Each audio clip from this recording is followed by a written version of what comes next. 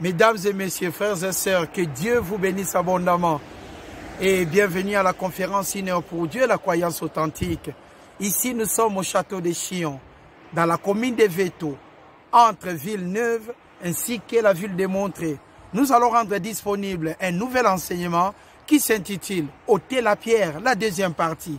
La première partie, nous avons vu la trajectoire de Jésus-Christ jusqu'à arriver à Béthanie et la résurrection de Lazare. Maintenant, nous allons voir deux détails.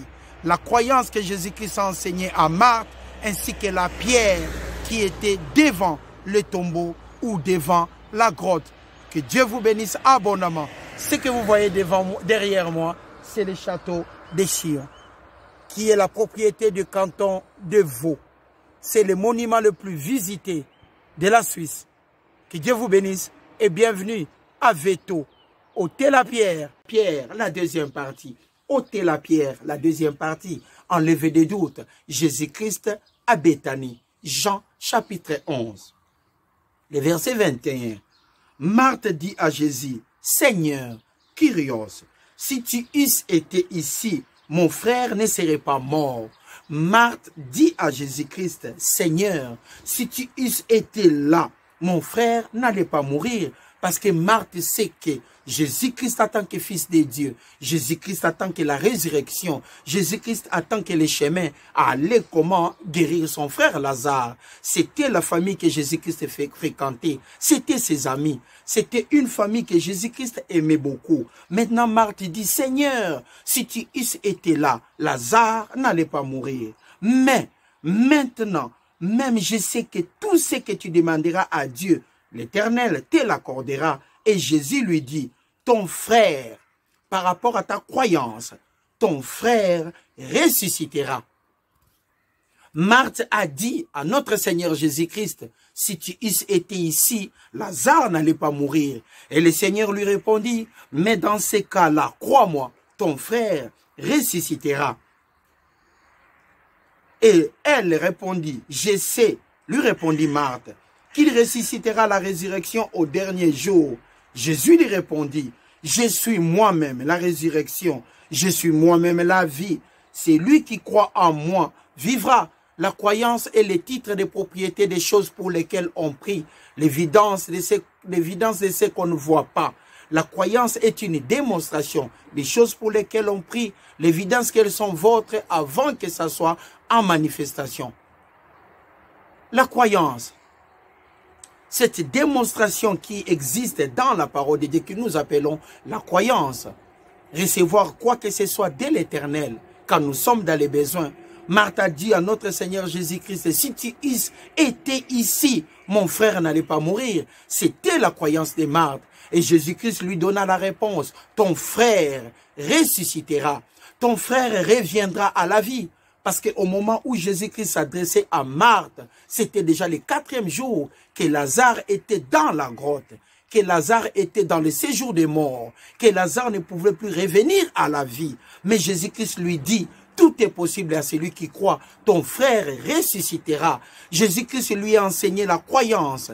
C'est ce détail que nous essayons de développer. La pierre dans l'intelligence de l'être humain. La pierre quand nous sommes dans une situation compliquée. La pierre, cette étoile d'araignée qui ne nous permet pas d'aller de l'avant. Cette étoile d'araignée qui met des doutes dans notre intelligence pour que nous doutons encore de l'avant. Pour que nous doutons chaque jour de notre vie, afin de ne rien recevoir de l'Éternel. Mais Jésus-Christ lui dit, par rapport à ta croyance, ton frère ressuscitera.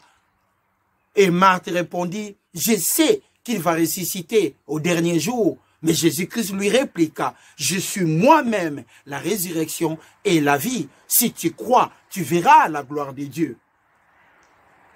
Celui qui croit en moi vivra, quand même qu'il serait mort. Et quiconque vit et croit en moi ne mourra jamais. Et Jésus-Christ lui posa la question, Marthe, Marthe, Marthe, crois-tu à cela? Crois-tu cela, tout ce que je viens de dire? Regardons encore une fois. Jésus lui répondit, il ressuscitera au dernier jour. Et Jésus lui dit, je suis moi-même la résurrection, je suis la vie. Celui qui croit en moi vivra, quand même il serait mort. À ce moment-là, Lazare s'est retrouvé dans le séjour des morts. Et Jésus-Christ dit à Marthe, celui qui croit en moi vivra. Celui qui croit en moi vivra, même s'il se retrouve dans le séjour des morts. Marthe, crois-tu cela? Marthe, crois-tu cela? Voyons la suite. Oui, Seigneur, je crois que tu es le Christ, le Fils de Dieu, qui devait venir dans le monde. Dans cette section de l'Écriture, nous voyons ces détails. La croyance que Jésus-Christ a pu enseigner à Marthe, afin de l'élever encore de comprendre. Parce que Jésus-Christ lui dit, tu as la résurrection en face de toi et tu as la vie devant toi. Ton frère est mort, mais il ressuscitera. Il reviendra à la vie. Il reviendra à la vie. Quand nous sommes dans les besoins, nous devons toujours savoir que Christ en nous, c'est l'espérance de la gloire. Jésus-Christ représente la puissance de Dieu. Il est le Fils de Dieu, le sujet de la parole. De Genèse 1:1 en Apocalypse 22:21. Dieu a tant aimé le monde qu'il a envoyé son Fils unique, afin que quiconque croit en lui ne périsse point, mais qu'il ait la vie éternelle. La vie éternelle est notre victoire. Nous regardons de l'avant parce que nous savons que Dieu est amour. Nous regardons de l'avant parce que nous savons que Dieu est amour. Et il n'est point un homme pour mentir, ni un fils de l'homme pour se repentir. Ce que l'Éternel a dit, ça sera toujours exécuté. Parce qu'il est amour. La nature même de notre Dieu, c'est de l'amour. Jésus-Christ a dit à Marthe, quiconque qui croit reviendra à la vie, même s'il se retrouve dans le séjour des morts, où était Lazare, pendant 4 jours. Et Marthe, crois-tu cela? Marthe, crois-tu cela? Et Marthe a dit, oui Seigneur, je crois. Jésus-Christ l'a enseigné la parole de Dieu. Il lui a enseigné la croyance authentique, la croyance surélevée. Parce que ce qu'il allait venir après, c'était quoi? La résurrection. Imaginez-vous, vous avez votre papa qui est un boxeur. Je me souviens en 1974, au Congo, l'ex-Zaïre, il y avait le combat de Mohamed Ali et Foreman. Quand Mohamed Ali combattait contre Foreman, c'était lui qui avait du succès au Congo. Et il disait Ali Boumye, Ali Boumye. Mais nous, dans notre langue, à Lingala, on disait Ali Bomaye, Ali Achevelé, Ali Bomaye. Ali Bomaye, c'était la conception parce que tout le monde nous disait que c'était Ali qui était le plus fort. Si vous avez votre papa qui est un boxeur et qui gagne tous les combats, quand vous venez assister au combat, vous dites papa Bomaye, papa Boumye, papa Boumye. Vous soutenez votre papa et c'est par rapport à l'adversaire. Si maintenant l'adversaire de votre père est plus grand que votre papa, vous n'allez pas dire directement papa Bomaye. Vous allez avoir des doutes. Ôtez la pierre. Vous allez avoir des doutes dans votre intelligence parce que vous dites que l'adversaire de papa maintenant est comment? Plus grand que notre père. À ce moment-là même, votre langage va être modifié. Vous allez dire, allez papa, allez papa. Vous n'allez plus dire papa Bomaye, papa Boumye. Parce que là, vous avez maintenant des doutes. Vous dites, oh, l'adversaire de papa maintenant est comment? Plus élevé. À ce moment-là, votre père va conjuguer des efforts plus élevés pour gagner les combats. C'est la même chose. Jésus-Christ a préparé Marthe parce que Jésus-Christ savait ce qui allait arriver. Parce que Lazare était déjà dans le séjour des morts. Il était dans le séjour des morts. Mais Jésus-Christ était quoi? Il représentait la vie, la lumière. Lazare s'est retrouvé dans les ténèbres et Jésus-Christ était dans la lumière. Il n'y avait qu'une seule chose qui séparait Lazare de Jésus-Christ. C'était quoi? C'était quoi qui séparait Jésus-Christ de Lazare? C'était quoi? La pierre. C'était quoi? La pierre que nous voyons. C'était la pierre qui était mise devant la grotte. La pierre qui était mise devant la grotte qui séparait Jésus-Christ de Lazare. Qui devait empêcher Lazare de quitter le séjour des morts et revenir à la vie. C'était la pierre, physiquement parlant. La pierre qui pesait. La pierre qui est basée pour notre problème que nous avons dans la vie. Pour 1 kilo de problème, vous avez peut-être besoin de 20 newtons. Pour 1 kilo de problème, vous n'avez pas besoin de 20 newtons, vous avez besoin de la force suffisamment pour déplacer ça. Mais mes bien-aimés, si vous avez la pierre comme cela, je demanderai à mon frère de vous montrer cela. La pierre comme cela, regardons ces cailloux qui pèsent à peu près dans les 50, 60 kilos. Regardons cela. Regardons s'il vous plaît, regardons. Ça pèse. Ça pèse beaucoup. Si vous avez cette pierre dans votre intelligence, croyez-moi, même pour recevoir du pain, ça va être compliqué pour vous. Même pour recevoir du pain, seulement, ça va être compliqué pour vous. Parce qu'une pierre comme ça qui peut peser dans des 500 kilos ou bien 400 kilos, vous avez besoin d'une force au moins de 40 newtons. De 40 newtons pour déplacer ça physiquement. Mais la pierre que nous parlons, il y avait deux sections. La pierre spirituelle et la pierre physique. Si vous avez un problème de 2, 3 factures, ça peut passer. Mais si vous vous retrouvez avec 150 factures et au-delà de votre salaire, même 3 ans de salaire que vous devez payer en un mois, vous avez la pierre qui pèse dans votre intelligence. Maintenant, la parole de Dieu nous dit, ôtez la pierre pour avancer. La séparation de Lazare et de Jésus-Christ, c'était physiquement la pierre. Lazare s'est trouvé dans la tombe, Jésus-Christ était à l'extérieur. Il fallait que Lazare quitte le séjour des morts et venir vers Jésus-Christ. Et dans cette grotte-là, il devait premièrement s'élever et marcher, franchir la porte d'entrée qui était bouclée par la pierre. La pierre nous empêche d'avancer. La pierre nous empêche de vivre une vie dans l'abondance. La pierre nous empêche même d'être en bonne santé. La pierre nous empêche même de progresser dans nos vies. Mais Dieu est amour, mesdames et messieurs. Dieu est amour. Dieu est incomparable. Christ en vous, c'est l'espérance et la gloire. Que 1000 tombent à gauche et 10 000 à votre droite, vous ne serez jamais atteints. Parce que Dieu est amour. Pour la parole de Dieu, nous sommes prêts à se déplacer partout, souliers ou pas souliers. Nous enseignerons la parole de Dieu. Nous enseignerons cette parole parce que c'est tout simplement magnifique. C'est super cette parole. C'est magnifique. On peut tout corrompre dans la vie, mais jamais la parole de Dieu. Jésus-Christ et Lazare, il n'y avait qu'une seule séparation. La pierre spirituelle. La pierre spirituelle ainsi que la pierre physique. Mais la partie spirituelle, Jésus l'avait déjà vaincu. Mais il a préparé Marthe afin qu'il comprenne ce qui allait arriver. Ce n'était rien d'autre que Lazare allait revenir à la vie. Lazare allait traverser la pierre. Lazare allait quitter le séjour des morts pour revenir à la vie. Dieu est amour. Et cette pierre-là peut être aujourd'hui dans votre intelligence ainsi que dans vos vies. Croyez-moi, mesdames et messieurs, Christ en vous, c'est l'espérance de la gloire. Croyez en Jésus-Christ, le Fils de Dieu. Croyez en votre Dieu, vous allez vous en sortir. La pierre, cette toile d'araignée qui règne dans nos intelligences, n'est rien d'autre que des doutes. N'est rien d'autre que des doutes. Physiquement parlant, nous voyons cette pierre qui bloquait, qui mettait la séparation entre Lazare et Jésus-Christ. Voilà pourquoi Jésus-Christ va demander ceci. Jean, chapitre 11. Le verset 35. Jésus pleura. Sur quoi les Juifs dirent, voyez comme il l'aimait, qui, Lazare. Et quelques-uns d'entre eux dirent, lui qui a ouvert les yeux de l'aveugle, ne pouvait-il pas faire aussi que cet homme ne mourût? Point.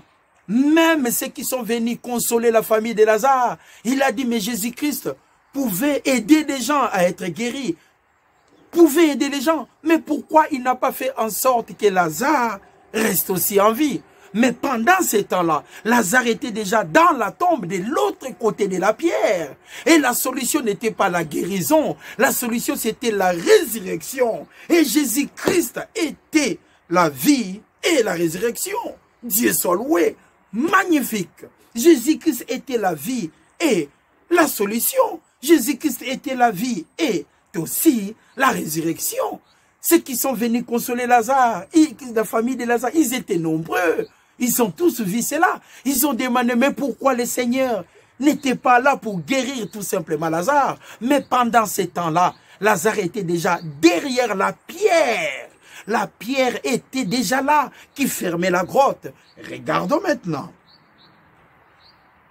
Jésus frémissait de nouveau en lui-même et s'est rendu au sépulcre. C'était une grotte et une pierre était placée devant Jésus. Et Jésus dit, ôtez la pierre, enlevez la pierre, mettez des doutes de côté. Et Marthe, la sœur du mort, lui dit, Seigneur, il sent déjà, car il y a 4 jours qu'il est là. Ôtez la pierre, Seigneur, il sent déjà, car il y a 4 jours depuis qu'il est là-dedans. Maintenant, nous allons voir ça dans l'autre côté. Nous allons voir ça à l'envers pour comprendre. Qu'est-ce qui s'est passé dans l'intelligence de Marthe pour que Marthe commence à dire à Jésus-Christ, Seigneur, il sent déjà, il est là depuis 4 jours. Parce que dans l'intelligence de Marthe, Marthe ne savait pas qu'il avait la résurrection juste à 1 mètre d'elle. Marthe ne savait pas que Jésus-Christ lui avait dit, je suis la vie et la résurrection. Si tu crois, tout est possible à celui qui croit. Si tu crois, tout est possible. Tout est possible. Marthe ne s'est plus souvenu. Pourquoi il s'est plus souvenu? Parce que c'était au-delà même de ses pensées.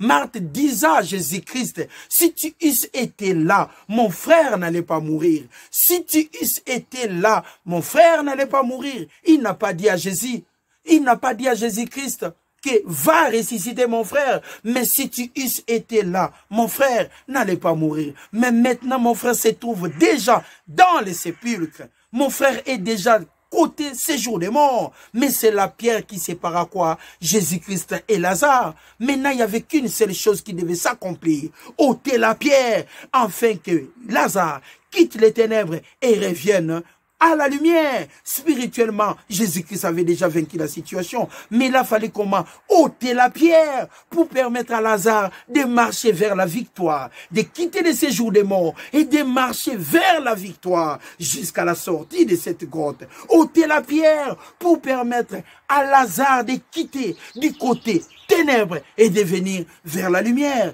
Entre Jésus-Christ et Lazare, il n'y avait qu'une seule séparation, la pierre. Et dans l'intelligence, les doutes, spirituellement parlant, la résurrection qui était Jésus-Christ. Il a dit à Marthe, je suis la résurrection et la vie. Je suis la résurrection et la vie. Souviens-toi de ce que je t'avais dit. Tout est possible à celui qui croit. La pierre qui séparait Lazare de Jésus-Christ. De l'autre côté, c'était les ténèbres. Et de l'autre côté, c'était la lumière. Ôter la pierre pour permettre à Lazare de marcher vers la victoire. Pour permettre à Lazare de marcher vers la vie. Lui qui séjournait pendant 4 jours dans les séjours des morts. Ôter la pierre pour lui permettre de venir. Mais cette toile d'araignée qui régnait encore dans l'intelligence de Marthe. Et il a dit au Seigneur, ça fait 4 jours qu'il est là-dedans. C'était la croyance qui était mise en doute par rapport à la réalité.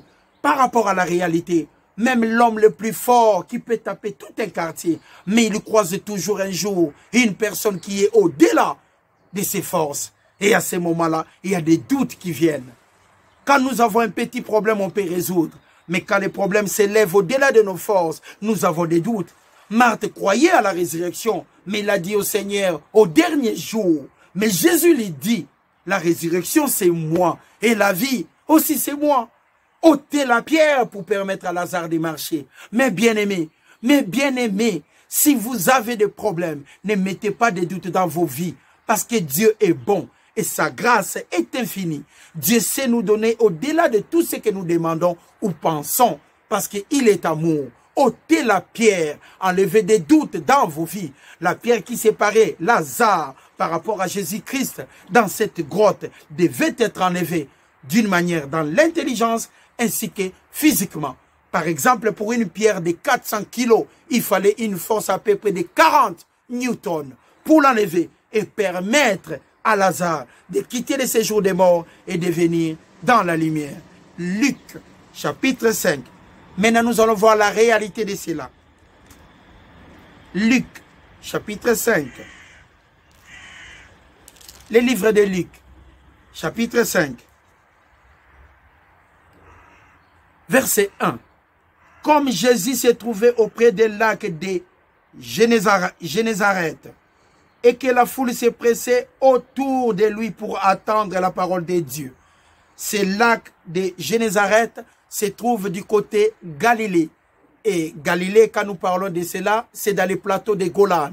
Donc entre la Syrie et Israël, au nord d'Israël, la mer de Galilée, la mer de Tibériade, la mer de Génézareth. C'est Jésus-Christ est venu là-bas, dans le plateau de Golan, au nord d'Israël, là où il y avait comme activité élevée la pêche.